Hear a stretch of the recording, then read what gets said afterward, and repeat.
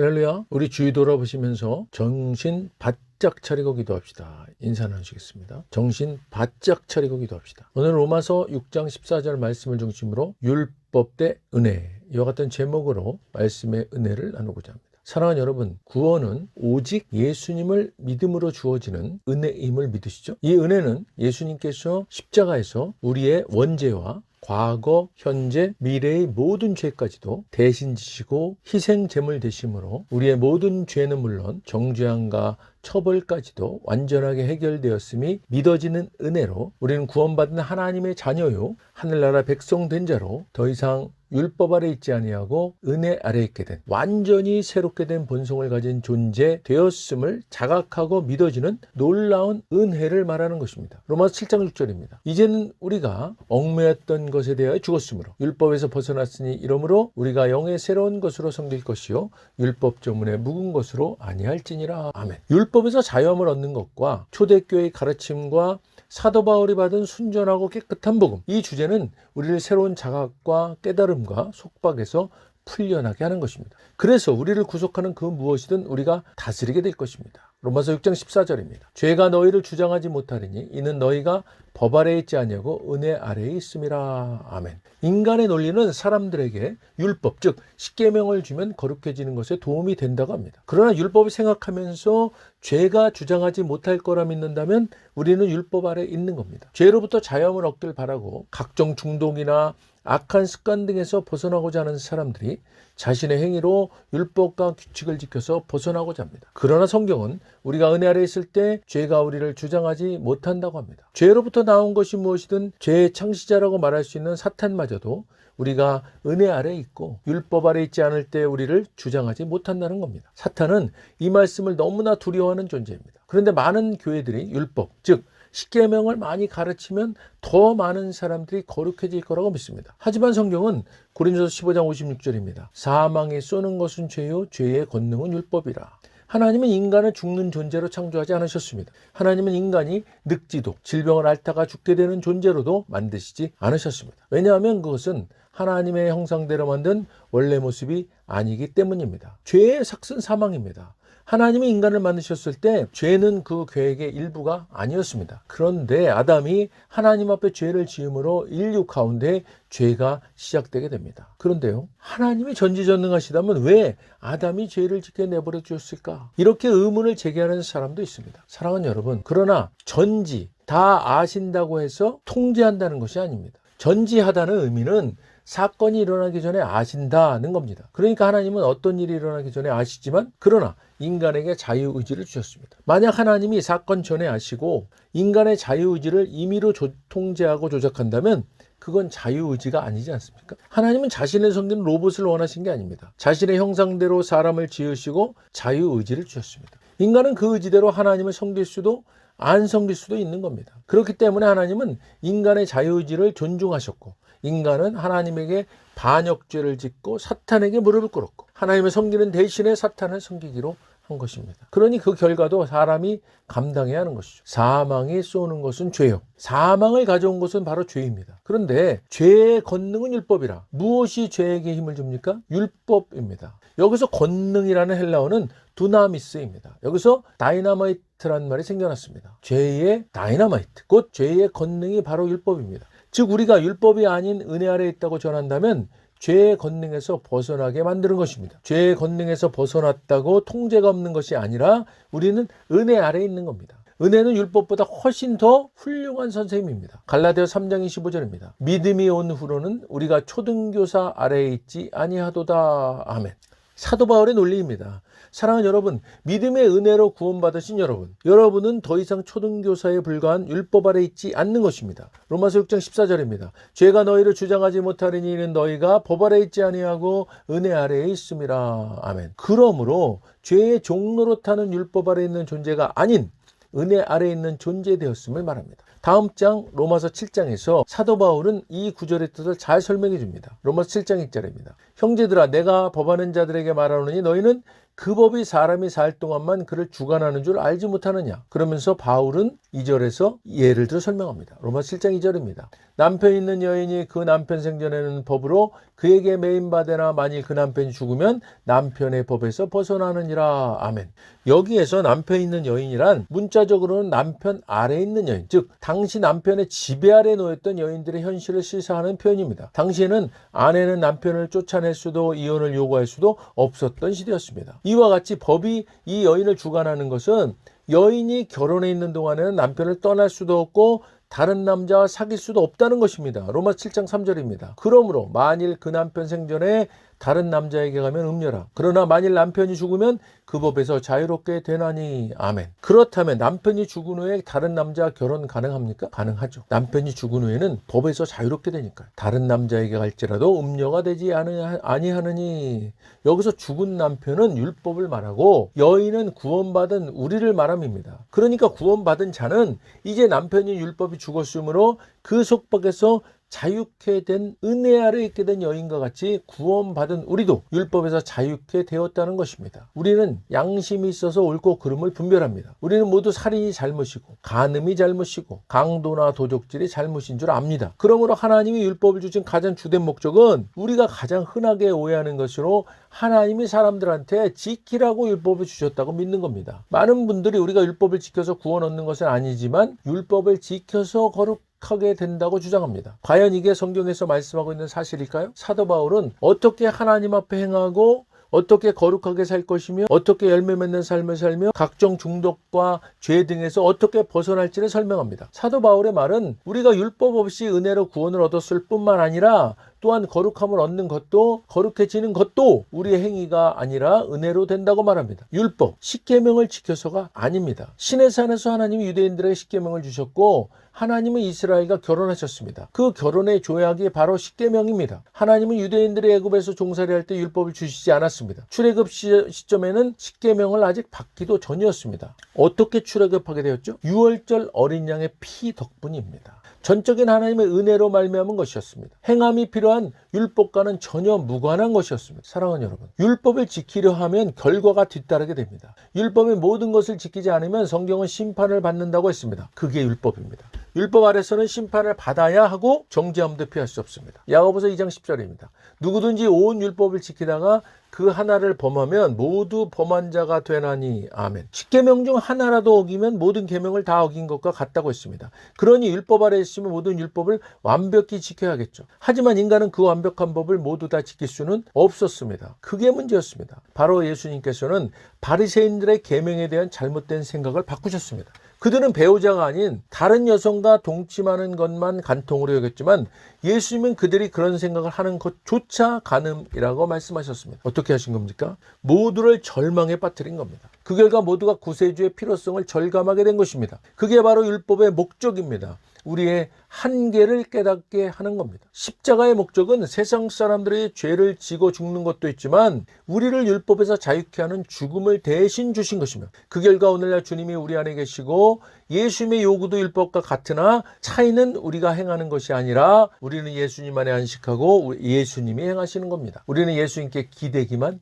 하면 되는 것입니다. 율법은 부정한 자를 만지지 말라. 만지면 너도 부정해지리라 합니다. 그러나 은혜이신 예수님이 내려오셨을 때 나병 환자가 다가와서 예수님께 주께서 원하시면 깨끗함을 얻게 해달라고 했습니다. 당시에는 랍비가 나병 환자를 만지면 랍비도 부정해졌습니다. 그래서 성전 제물에 재를 뿌려서 몸을 정하게 만들어야 했습니다. 하지만 예수님은 일반적인 랍비가 아니셨습니다. 율법은 하지 말라, 가지 말라, 만지지 말라고 합니다. 하지만 은혜는 적극적입니다. 죄인들과 함께 했습니다. 그런데도 은혜는 거룩함과 순전함을 유지했고 예수님이 나병 환자를 만나니 나병 환자가 예수님의 것을 받아 깨끗하게 되었습니다. 건강하신 예수님이 나병 환자를 만지시니 나병이 깨끗하게 되었습니다. 즉 율법 아래에서는 죄가 전염되지만 은혜 아래에서는 생명과 건강이 전파되는 것입니다. 그렇기 때문에 구원받은 성도들일지라도 율법 아래에 있다면 아픈 분들, 우울한 분들, 각종 중독 등등의 일들이 많은 것이 이상한 것이 아닙니다. 로마서 7장 4절입니다. 그러므로 내 형제들아 너희도 그리스도의 몸으로 말미암아 율법에 대하여 죽임을 당하였으니 십자가 위에서 예수님은 모두를 위한 죽음을 주셨습니다. 그리스도의 몸으로 말미암아 율법에 대하여 죽임을 당하였으니 이는 다른 이 곧 죽은 자 가운데서 살아나신 이에게 가서 그 결과가 무엇입니까? 우리가 하나님을 위하여 열매를 맺게 하려 함이라. 은혜의 놀라운 점은 예수님이 우리 곁에 가까이 오시고 예수님이 만지시면 병자든 억눌린 자든 부정한 자든 누구든 은혜를 받았습니다. 얼마나 놀라운 은혜입니까? 율법은 요구하고 은혜는 공급합니다. 여러분은 하나님에 대해 어떻게 생각하십니까? 하나님이 나에게 이런 것도 요구하고 저런 것도 요구하시는 분 아니면 공급하시는 분 어떻게 생각하십니까? 내 형제들아 너희도 율법에 대하여 죽임을 당하였으니 이는 십자가에 달리신 그리스도의 몸으로 말미암은 것입니다. 예수님은 우리를 위해 죽음을 제공해 주셨고 우리가 법적으로 율법 아래 있지 않게 하셨습니다. 율법에 매이지 않게 하신 겁니다. 우리는 자유를 얻었습니다. 율법에 대해 죽임을 당했다고 했습니다. 율법에 대해 죽은 게 뭡니까? 죽음은 무슨 의미입니까? 끊어진 것입니다. 더 이상 요구가 없다는 것입니다. 율법 마치 거울과도 같은 겁니다. 있는 모습 그대로를 비추는 거울은 신실하고 진실되고 융통성이 없습니다. 로마 7장 5절입니다. 우리가 육신에 있을 때는 율법으로 말미암는 죄의 정욕이 우리 지체 중에 역사하여 우리로 사망을 위하여 열매를 맺게 하였더니 아멘. 하나님은 인간을 거룩하게 만들려고 율법을 주신 게 아닙니다. 하나님이 율법을 주신 것은 인간의 한계를 깨닫게 하시려는 것이었습니다. 무엇이 죄의 정욕을 일으킵니까? 우리가 육신에 있을 때는 율법으로 말미암는 죄의 정욕이 심지어 지금도 우리가 성도가 되고 구원을 얻었어도 육신은 육신이고 영향력을 행사합니다. 이 점을 잊지 마시길 바랍니다. 우리 중 누구도 죄를 지을 수 있습니다. 육신은 여전히 영향력을 줍니다. 예수님이 재림하시고 육신을 벗어나 영광스러운 몸을 입을 때까지는 그렇습니다. 그런데 여기서 말하는 육신은 몸을 말하는 것이 아니라 그 안에 죄된 성품을 뜻합니다. 하지만 육신이 저와 여러분은 아닙니다. 저와 여러분은 새 피조물입니다. 하지만 육신이 존재할 뿐이죠. 육신의 죄된 정욕을 불러일으키는 것이 무엇입니까? 율법으로 말미암는 죄의 정욕이 그 결과는 사망을 위한 열매입니다. 하지만 로마서 7장 4절에서는 그러므로 내 형제들아 너희도 그리스도의 몸으로 말미암아 율법에 대하여 죽임을 당하였으니 이는 다른 이 곧 죽은 자 가운데서 살아나신 이에게 가서 우리가 하나님을 위하여 열매를 맺게 하려 함이라. 아멘. 하나님을 위하여 열매를 맺습니다. 사망을 위한 열매가 아닙니다. 우리 육신은 죄의 정욕을 일으키고자 율법을 원합니다. 그러니까 누구라도 살인자를 만들 수 있는 잠재성이 육신에 있지만 그것은 옛 본성, 옛 자아이지 그게 새롭게 된 여러분과 저는 아닙니다. 제 손가락에 나뭇가시 같은 이물질이 박혔다 해서 제가 나뭇가시는 아닌 것과 같은 것입니다. 하지만 제 육신 안에 있습니다. 세상 많은 사람들이 난 괜찮은 것 같은데 살인자도 아니고 폭력배도 아니고 도둑질도 안 했고 난 괜찮은 편이지 완벽하진 않아도 이 정도면 괜찮지 합니다. 그런데요 그들은 예수님이 필요하다는 사실을 모르고 있는 겁니다. 이처럼 많은 사람들이 예수님을 구세주로 영접할 필요를 모르고 사는 겁니다. 겉으로 드러난 것만 보기 때문에 그렇습니다. 컵에 침전물이 가라앉아 있지만 윗물만 보기 때문입니다. 그래서 하나님께서 율법을 주신 겁니다. 만약 스푼으로 물을 적기 시작하면 가라앉아 있던 침전물이 다시 떠오릅니다. 스푼이 더러운 것을 만들어냈다고 말할 수 있습니까? 아니죠. 침전물을 적기 위한 스푼은 잘못이 없습니다. 더러운 게 원래 들어있었던 거죠. 그것을 단지 스푼, 곧 율법이 휘저은 것입니다. 이 구절의 의미입니다. 사랑하는 여러분, 만약 어떤 실내 공간이 닫힌 후에 아무도 없는데 혼자 있게 되었습니다. 그런데 거기에는 여러 군데에 나가는 문이 있습니다. 그런데 유독 한쪽 문에만 문 뒤를 보지 마시오 라고 쓰여 있는 겁니다. 처음에는 별 생각이 안 듭니다. 그런데요 아무도 없이 자기 혼자만 있다면 주위를 살펴보고 뭔가가 흥미를 돋웁니다. 왜 그렇죠? 여러 문들 중에 한쪽 문에만 쓰여있는 문 뒤를 보지 마시오라는 법 때문입니다. 어떤 문이 죄된 본성을 깨웁니까? 표지가 붙은 문이죠. 이처럼 죄의 권능은 율법입니다. 죄의 다이나마이트가 율법입니다. 하나님이 십계명을 주시는 시내산에서 이스라엘 백성들이 금송아지를 만들었습니다. 첫 번째 계명을 바로 어긴 것입니다. 나 외에 다른 신을 섬기지 말라. 놀라운 점은 이겁니다. 그 금송아지를 만든 금은 출애굽하던 날 애굽 사람들로부터 받은 것들이었습니다. 하나님이 주신 은총이었습니다. 홍해를 건널 때도 가지고 있던 금이었습니다. 그러나 그때는 금송아지를 만들 생각조차도 안 했습니다. 광야를 3일이나 지나갈 때도 금송아지를 만들 생각이 없었습니다.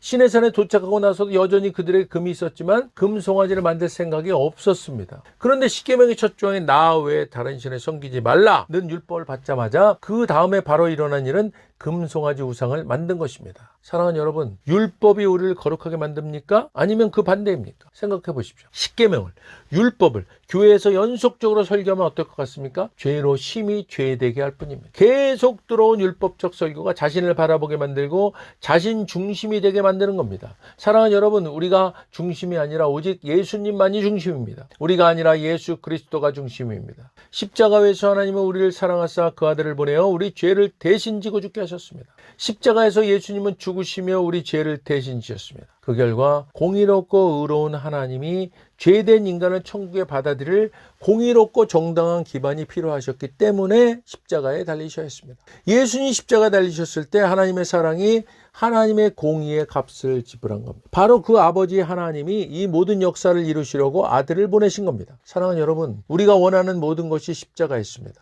우리가 필요로 했던 죽음조차도 십자가에 있습니다. 과거에 여러분은 죽었고 이제 새로운 피조물입니다. 하나님이 여러분을 얼마나 사랑하는지 아십니까? 하나님은 우리의 행위와 성과를 놓고 우리를 평가하지 않으십니다. 예수 그리스도를 놓고 우리를 평가하십니다. 예수님이 얼마나 선하신가를 놓고 우리를 평가하십니다. 성경은 우리가 이제 그리스도 안에 있다고 했는데 이는 하나님이 예수님의 선하심을 놓고 우리를 평가한다는 뜻입니다. 하나님이 그렇게 만드셨습니다. 우리 행위는 최선을 다하는데도 완벽하지 않습니다. 그러나 하나님의 눈에는 우리가 그리스도 안에 있기에 우리를 항상 완벽하게 보십니다. 구세주가 우리를 사랑하시고 우리가 구세주와 결혼하도록 우리를 위해 죽음에서 부활하셨습니다. 결혼이란 무엇입니까? 하나됨입니다. 예수님이 되신 것과 예수님이 가지신 것을 이제 우리가 되었고 우리가 갖고 있습니다. 십자가에서 예수님이 우리가 가진 것을 가지셨기에 우리의 죄를 가지신 후 자신의 것을 주셨습니다. 하나님 아버지 앞에 의인으로 만드신 것입니다. 십자가에서 우리의 모든 죄와 정죄함과 죄책감과 처벌을 가져가셨고 마음속 평안을 주셨습니다. 우리에게 참 안식을 주셨습니다. 십자가에서 예수님이 우리의 질병과 가난과 상처와 고통과 불행을 대신 지셨고 그것으로 말미암아 예수님의 건강과 부유함과 치유와 기쁨과 행복을 주셨습니다.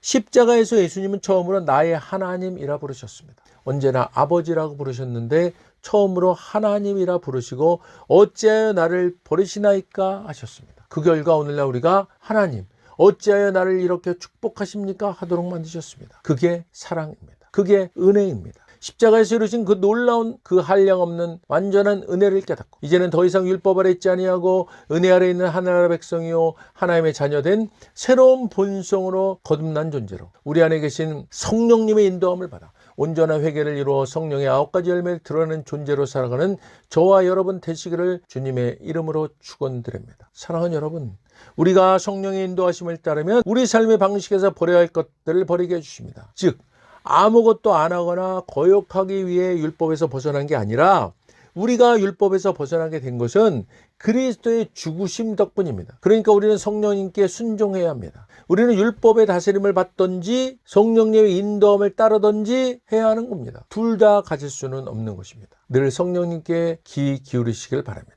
여러분이 원하는 만큼 성령님께 조언을 들으십시오. 방법은 마음의 평안이 있나를 보는 겁니다. 평안이 없으면 멈추십시오. 주께서 인도하실 겁니다. 주께서 우리의 목자 되시니 부족함이 없을 것입니다. 율법에서 자유로우면 성령께서 역사하십니다. 은혜 아래 있는 저와 여러분에게 있어서 율법을 따르는 것은 이런 의미입니다. 성령의 음성을 잘 듣기 위해서는 자꾸 묻는 겁니다. 성령님 이럴 땐 어떻게 할까요? 이게 좋을까요? 저게 좋을까요? 성령님과 대화하시는 겁니다. 보이시지 않으시는 분이시지만 우리 안에 계시지 않습니까? 그분을 늘 우리 안에 모셔드리고 환영하시고 인정하시고 동행하시는 겁니다. 우리가 율법에서 벗어난 것은 성령님께 순종하기 위함입니다. 오늘날 타락하고 죽어가는 세상은 여전히 믿고 있는 것이 있습니다. 기독교는 종교에 불과하다고요. 그러나 아닙니다. 기독교는 단순히 종교가 아닙니다. 기독교는 법규를 지켜서 인간이 하나님께 닿는 것이 아니라 하나님께서 인간에게 닿기 위해 내려오사 타락해 있는 인간을 사랑하신 겁니다. 그 아들을 주사 우리 대신 죽게 하신 겁니다. 이것이 바로 은혜의 본질입니다. 할렐루야.